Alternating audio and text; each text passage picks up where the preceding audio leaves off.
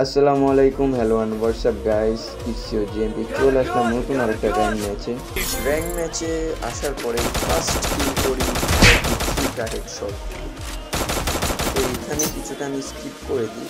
করে আসার পরে যখন আমি হেডশট দিই, এনিমিটা তো ভাই ভয়ই পেয়ে গেছি, চান্দু কোট থেকে এসে মাইরা দিল।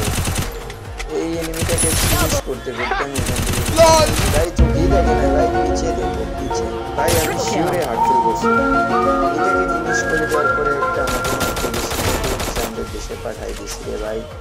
এটাকে আমি নক করার পরে লং থেকে ফিনিশ করে যখন আমি উপরের দিকে উঠি, তখন এই এনিমিটাকে আমি হেডশট দিয়ে নক করে ফেলি।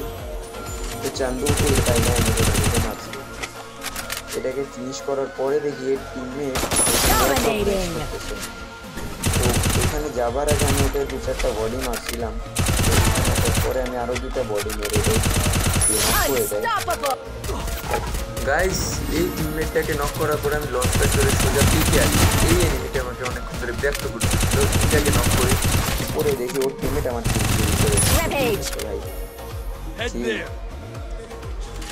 এইখানে দেখুন গাইস, আমার টিমমেট একটা 2টা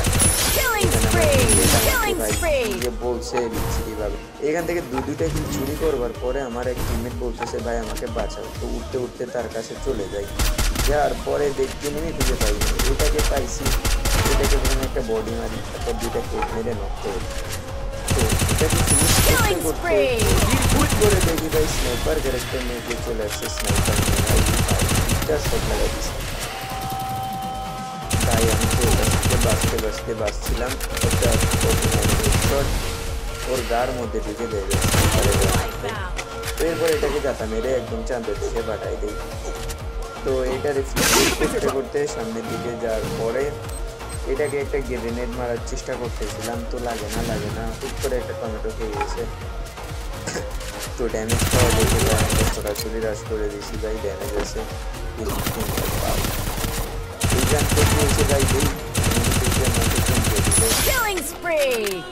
এখানে এটাকে নক করে ফিনিশ করার পর টিমমেটকে যখন আমি রিভাইভ দিয়ে লুট করতেছিলাম, উঠ করে 2টা এনিমি নামে।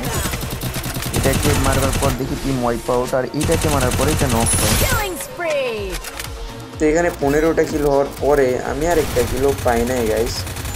তো এরা আমার কিলটা চুরি করে নাই। এইভাবে আমাদের বিয়ার ম্যাচ হইয়া।